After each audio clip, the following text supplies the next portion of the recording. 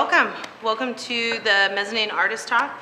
We're here with Zara Monet Feeny. I like saying all three names, it just sounds so much cooler. Zara is actually she's a resident artist at H Gallery and Studios in Midtown Ventura. She is originally from Thousand Oaks, and her and I she originally met me. She was slightly relentless. I think she came in maybe 4 or 5 times. Would not leave me alone. Her work was amazing, and it really spoke for herself. It wasn't a hard decision to have her included in the show, which I was looking forward to find Doyen a few months ago.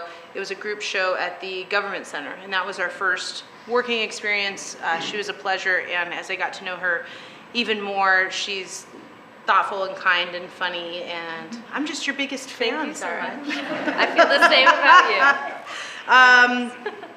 After that show, she actually ended up getting the studio at H Gallery. We got to know each other a little bit more, and as I was curating shows here at Namba, I knew that she was an excellent candidate. She had a very, very large body of work, but she's also really professional. I mean, I think we went through 2 proposals. The first one was almost all photos, and then we decided that was a no-go, and then we moved into paintings. The collection that you had was many paintings you had already done, but it was also that we actually kind of molded 2 different series together to make one large show, which is Mezzanine, which you see today. So, I wanted to talk to you a little bit about your background and your education. You have a very extensive background, so it's yours. Sure. Yeah. Thank you all for coming, first of all. Very nice of you. I started my art process probably at an early age. My mom's an artist, my brother's an artist, so I was sort of raised in an art family. I went to UCLA for undergrad, and I sort of dabbled in all types of art. And then it wasn't until my senior year at UCLA I studied with Larry Pittman, the painter, and it really encouraged me that, okay, this is a serious profession I could go into. And I really decided, sort of after working with him, that I wanted to just be a painter, nothing else. And then I went to my master's program at Laguna College of Art and Design.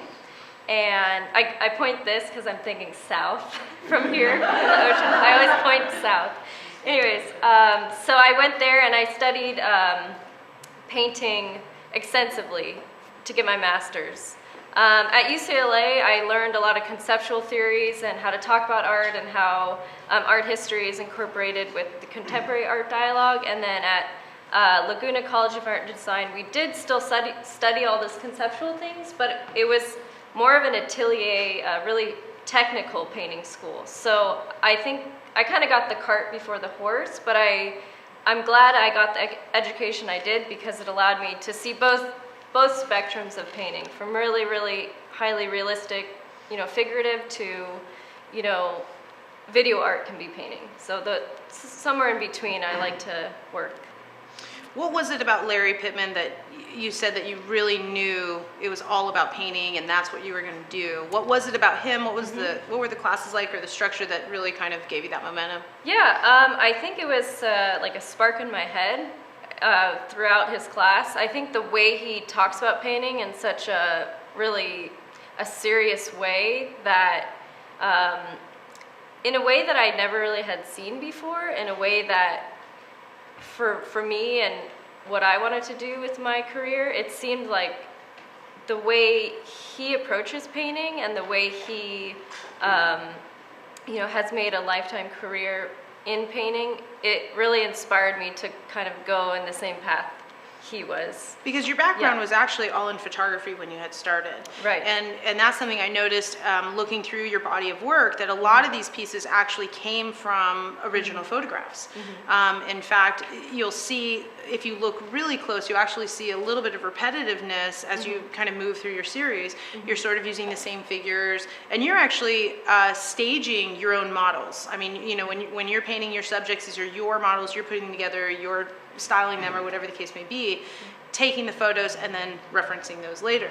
So, I like that you're actually using them both, but what was that I mean, besides Pittman, what was it that really turned you? Was it just more, you're able to express yourself more? Was it just something that wasn't so finite? Yeah, no, that's good you brought up photography. So in my undergrad, I did study photography extensively, and I was a slave in the darkroom. I was always in the darkroom. I was studying color analog photography at UCLA. I really became obsessed with finding the perfect color differences in the film and really getting the science of the process down. So I think photography really helped me see color, and that's why there's kind of subtle differences in color in my paintings. So that's where I kind of learned how to see that. And at first I thought, I really want to go into photography seriously. But I think with, you know, Larry Pittman and other mentors I had with painting, I fell more in love with painting because I realized there's so many things with paint that you can't just do with the photographs. So that made me strictly want to just paint. And besides painting, you actually were also a dancer. Right, that was in another life, sort of before. Yeah, no, I grew up as a ballerina. I also did hip hop for a number of years, jazz, all of that, and some acting, theater, etc. So the stage and kind of that like seduction that happens when you go see a dance show or you go see a play. I like that same sort of seduction to happen when you look at my paintings. Well, it definitely translates. In fact, Mezzanine is actually sort of the underlying theme is actually all theater. A lot of the pieces actually have, you know, theater references as titles, and the figures and everything. I mean, and even the two that we have on the wall here. I mean, those are obvious sort of arts or performance art pieces that you've, you know, then painted after. So, but Mezzanine itself, you know, this entire show was definitely pieced together. We thought about what not only would fit the venue, but what really complemented each other. And one series in particular, which I just keep calling the Blue series because it's easy for me to remember, is a series of small paintings on that wall there. And even more specific was Napoleon, because it was actually, even though they're all together and they're all blue, it was a piece that actually departed from the others that were strictly figurative. In Napoleon, there's actually a piano in there sort of incorporated, and it almost feels French, maybe because you're saying Napoleon. I mean, I really don't know, but where did that painting come from?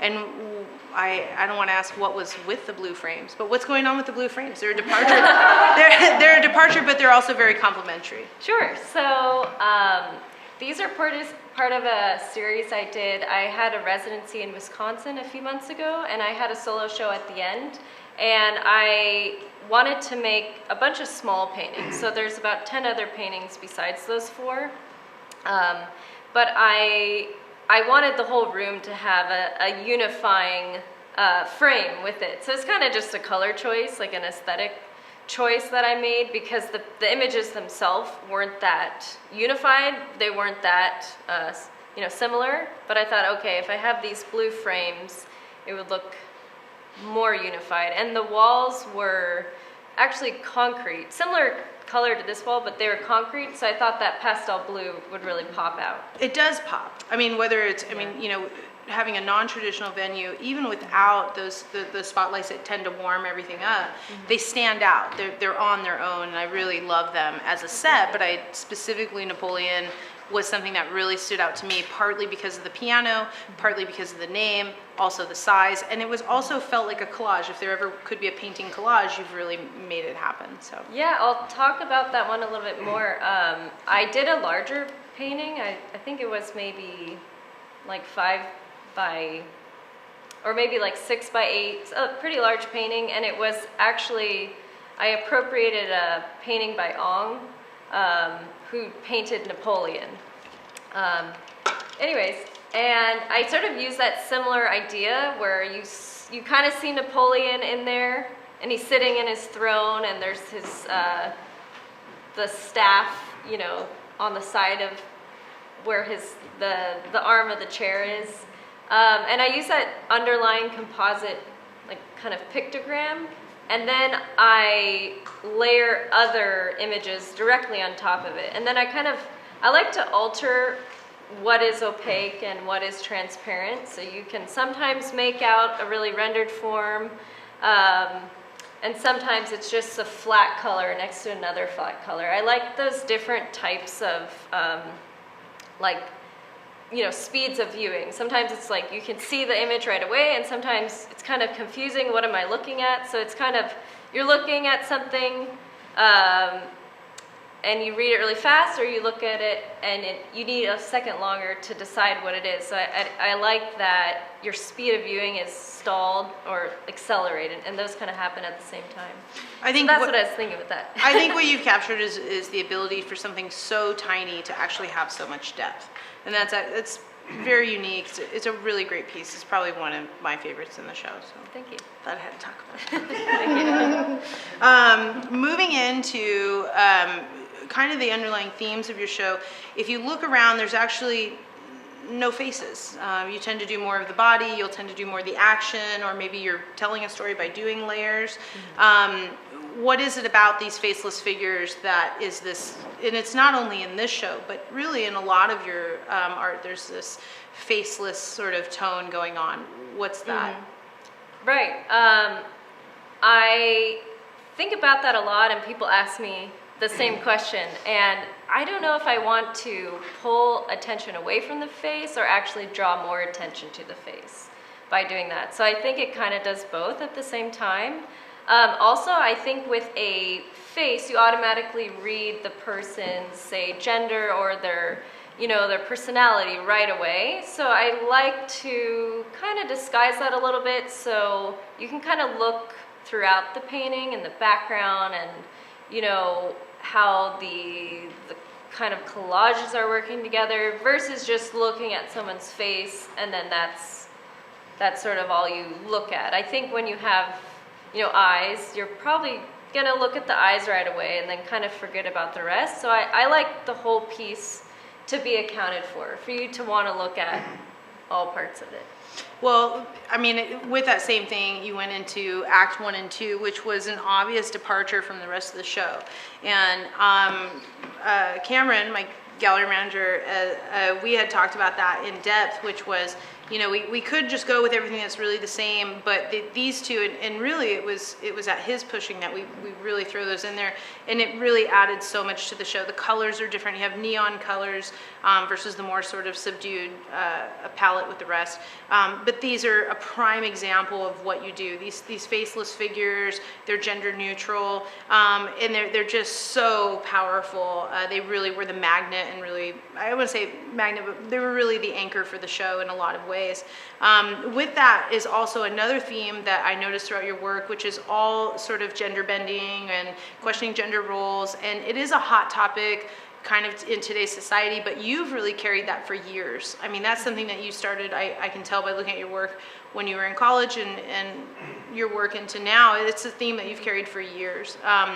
Where did that come from? Is it something, it's obvious that you're passionate about it, but where is it coming from, and are you trying to say something, or are you leaving it up for interpretation? I don't want it to be like a PSA announcement per se, so I don't want it to be too overwhelming, but there are definitely underlying themes of sexuality, of gender roles, of gender identity, and it's something I have for sure been passionate about since a young age, and I don't like showing someone's exact gender, because I think it kind of takes away from the painting per se. Like, you can't think about anything else. Like, for example, this painting, these two paintings are called Act 1 and Act 2. So we're referencing the theater again. This person is male, and then the other one is female. But in the end, I mean, it doesn't really matter, and it could go back and forth, and I like the ambiguity of that, where it's not about, this or that. It's kind of this gray world in between. Yeah, and then and again, working off your models, because these were a whole project that you had done. These models dressed for you, they wore wigs, you posed them deliberately to hide, you know, the men could obviously wear high heels and a wig, and then you hide their face, you don't know exactly who they are. And that was actually fun to see as well, the photos prior to the actual pieces, and then that was actually another theme moving into that bright neon piece, which is another repetitive thing you've done with the wigs over the faces and stuff. So I like that it's like you said, it's not a PSA. You know, you're not trying to make this statement or announcement, and it's more about the art itself instead of maybe you know, people kind of come to their own conclusion on what's going on. Right. Everyone can look at it, and maybe they're not even thinking about that. Maybe they're just looking at this kind of weird conglomeration of patterns and colors next to each other. Maybe someone really is thinking about, well, is that a man or is that a woman? Maybe they're, you know, thinking about the spatial depth or the flatness of the painting. I mean, there's all these different things going on, so I like all those things to come out, and everyone can look at it in a different way. Another interesting about something about your process that I did not know ahead of time until we really be able to talk is that you mix all your own colors. You know, you're not going to Michael's and picking them off the shelf, and not that there's anything wrong with that, but it was something that for me, my palette is probably the opposite of neon, and so when I see neon, I tend to go, you know, it's a little scary. But with you, you've placed it so well, you've made it attractive. It's a focal point, and that's an underlying theme throughout all of this work too. Something that could potentially be off-putting, or maybe you know, you think of the 80s, or you have this cliche thought with neon. I mean, you've really been able to interpret that and make it such a unique part of your work. It's a turn on. You know, it's something you get very excited about to see. Oh, what is she going to mix next? What am I going to get to see? Even with the neon ropes. But then in addition to just using the color, these are your colors. I mean, you'll mix them and save them, and you know, you're able to use them again and again, but they're yours, which is really interesting. I mean, and you've done that with everything. You really, from beginning to the end, you're mixing your own colors, you're stretching your own canvas, you're building your own frames. How does putting in that work, you know, because it's easy, you could just go buy a canvas and paint on it. How does that make you feel going from start to finish like that? I mean, is it a big part of your process? Is it just something you learned in school so you want to carry over, or? I learned some of it in school, but regardless of that, like, no one told me I had to do it this way. There are a lot of shortcuts I could take, but I like making the frame, stretching the canvas around it, you know, gessoing every layer, making it perfect. I think just physically it looks better. You can tell that there's a lot of time and effort put into it, and it's a little more appealing to look at. You know, the sides are thicker than a store-bought canvas. The way that I gesso it is, you know, you can't see kind of that manufactured weave of the canvas that you can in a store. But besides just physically, I think it sounds kind of cheesy, but it makes me more like a part of the process, and like I'm seeing this thing grow from from nothing to the final stage. Yeah. So in the end, I think it makes me more invested in the painting, and you see more of the process and more of me in the work, in the final part of it. I think it's a testament to your overall quality, the quality of your work, to be honest. I mean, you know, years of doing this, I've definitely seen my share of artists who want to do that and they just can't execute it well. I don't see that with your work. I mean, you'll move things, you know, in a roll. I mean, we had this whole, that was with Mezzanine, our title piece came in a roll. It wasn't even mounted. And for her to be able to put that constructed together, mount it, and I would never know that it came on a roll. I mean, this looks like it's been sitting, you know, completely constructed the entire time.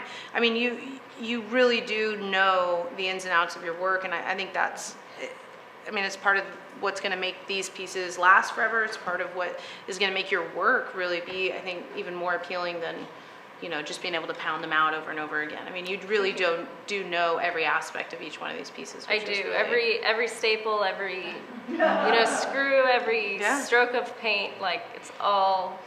And it shows. From start to finish. Yeah. It definitely shows. I have a, and you know this about me, I have a, I don't know, I guess it's a, I don't know what it is. I'm always looking for dirty corners on paintings. If I see a painting that has a little dirty corner, I'm like, oh God, couldn't take 5 minutes to paint it, you know. And I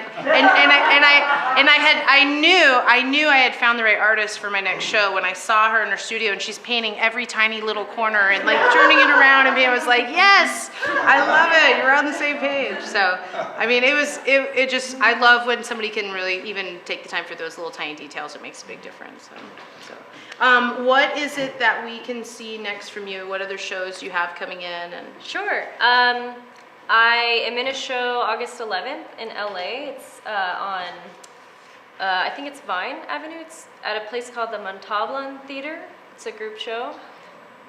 Do you guys know that area? Oh, perfect. They'll be there. Yeah, talk to me after. I'll give you exact information. Typical ABC Studios. Yeah. So it's a nice, beautiful gallery, and it overlooks Vine. You're right in downtown Hollywood. If you just want to go hang out in Hollywood, it's a good place to go. It's like right in the thick of everything. And then another show I do know of, it's actually next year. It's at Madison Public Library in Wisconsin. But I get more shows every month or two, so I don't know, what else besides She's those a big deal, guys. I mean, we got to keep up. But I don't always know this far in advance. But the next one is August 11th. So if anyone has questions about that, I'd be happy to tell you more. Awesome. Well, I just want to remind everybody that if you do want to visit Zara's studio, it's at H Gallery in Midtown. And thank you very much. Thank you. All right.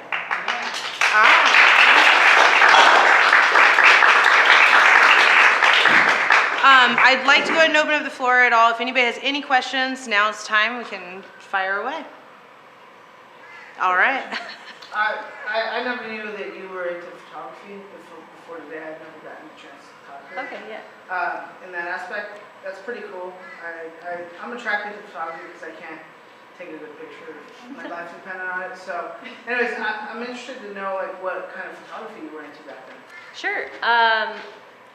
I liked studio photography, which that means it's not outside, you're not shooting buildings, it's not natural lighting, it's very specific pose lighting inside of a room. I like that because I could control the exact angle of the shadows, the exact costumes I put on the characters, the exact poses. I liked it. I could kind of treat it like a still play, like a still, set that's going on. And what else did you ask? Did you ask the second part? Did you use film or was it? Oh, right. Yes, I use color analog photography. So I don't really know how to do black and white photography or digital, but I'm really good at color analog, which is kind of this dated process that no one does anymore. I can never find labs for it, so I like that the most. Mm-hmm. Anyone else? What type of equipment did you photograph with? I use old film cameras, so 4x5 cameras or 8x10 cameras, and I like that big sheet film, so when you develop it, you get really crisp, lights and shadows. And Do you still dabble with that? not so much anymore because I can never find a lab for it. Yeah. Oh, and you didn't. I'll take photos, but I don't know where to develop them. You didn't do your own. Did you do your own processing? I did. That's what I became really obsessed with, was the processing of developing the films. So that at UCLA, where I went to for undergrad, they had a color analog studio and a dark room. So I developed all my prints and by hand. What type of subjects? I know that you have figures in Yeah. your work, but were you attracted to doing human photography, subjects? I was. When I talk about, I like doing people in a room with really specific lighting, and I would cloak them in these really odd costumes, kind of partially futuristic, partially Renaissance. I don't know where all this is coming from, but I like this odd kind of theatrical theme. I would usually put wigs over their faces so you don't know if they're facing forward or if they're facing back. I like that. you know, gray area of that, and I sort of labeled my series of portraits as anti-portraits, because usually when you think of a portrait, it's all about the person and their personality, and you know, you can really say a story about this person, but mine were just cloaked weird forms, masses of cloth or masses, but there was a person underneath, so it's kind of like the anti-portraiture, opposite of. Do you do anything like that now? Well, a lot of those themes are in my paintings now. Okay. So if you look at my website, you can kind of see what I'm describing to you now, where it's these, you know, large figures and they're cloaked in these cloths. And also in this show, especially with, you know, the mezzanine painting out in the front, you can kind of see where I'm going with those costumes, the Renaissance costumes. And a lot of my paintings looked like my photos. Some of them, but different, you know, so. One more question. Sure. Since you're talking about having created your atmosphere, did you have hand in designing clothing or anything like that? I do the haphazard clothing design with safety pins and hot glue. I have a good eye for fashion and all that, but I don't really know how to sew like exactly. But I think when you're just using it as a prop. Exactly, as a prop for a photo or a painting, it's not something that needs to be able to, you know, you don't have to be able to walk around in it. It might not hold up perfectly, but just the image, it looks good, you know, the front looks good. Okay. Yeah. Thank you. You're welcome. Anybody else? I have a question. Yes. And I know the artist. How have your parents influenced your work, like your father's photography? Yes. And your mother's painting? I told her we weren't going to talk about her dad today. I'm just kidding. I'm But I kidding. was curious because I didn't Yeah. know the breadth of your photographic practice. So Yeah. I just wondered how your father had.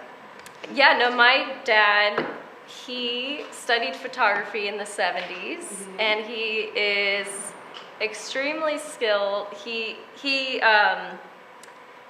knows all the engineering and mechanics of the camera, so he taught me a lot. Even though I was taking photo classes, I'd say my best teacher was my dad with photography. And he has a whole closet in the house, you probably know, of 1970s cameras and the hot boxes. And I learned off of that equipment. That's why digital and, yeah, kind of modern photography isn't my strong point. I don't know all the stuff with digital, but I really learned those film cameras, and he taught me a lot about lighting and how you place with, you know, Rembrandt lighting. I think we talked about this. There was a photo show last time with Cameron's work. There you are. I was like, where did he go? But we were talking about Rembrandt lighting, and the way that I would shoot my photos is similar to how I like to light my paintings. So it's very, you know, posed, dramatic. 3 points of light. Yeah, like it's like this focal, dramatic lighting versus kind of just ambiguous lighting. Yeah. So, did that answer your question? Yeah. Okay, I like good, that a lot. good. Yeah, your dad collected a lot. He has a lot of equipment. Yeah, he does. Very cool. Anybody else? Yes, sir. Do you ever have, like, a lot of artists in different mediums, like musicians or painters, photographers, they have a problem of editing too much, not knowing when to stop? Do you ever have that problem with your paintings? Definitely. I like, in some of my paintings, they're more sparse, but in some of them, for example, in this painting, I think I painted this, you know, maybe over a month or two, and then I didn't like where it's going, so I put it away for probably 7 months, and I came back to it, and yes, it's hard to know when to stop, because I want to put a lot of different, you know, color combinations and, you know, different types of patterns, like there's plaid in there, polka dot, kind of satiny qualities, there's silver metallic, there's this weird teal green that I made, like all the, and then it kind of looks like a negative photograph, and then a positive photograph in some of them. So it's all these weird things, but yes, sometimes it's hard, but I think when you get the idea that your painting is precious out of your mind, and you say, okay, I made this whole amazing part of the painting, I spent, you know, a month rendering this little thing. If you can be okay with painting a flat color over it, then that's really, no, seriously, that's when I felt like, okay, I'm really going somewhere with editing. Like, I really know when to, okay, even though I spent a lot of time on this one part, it's really not working overall with the piece. So you need to know, like, not be too attached to certain parts of it and let it go, paint a block of color over it, you know, put spray paint over the whole thing. So that, I think, yeah, learning to not be so precious with stuff helps me edit. Yeah, and then sometimes a lot of paintings don't work. You know, I'll go through 3 paintings that are in stores that no one's ever seen before I get to the painting that I will show. So there's a lot of trial and error. Yeah. I think that's it.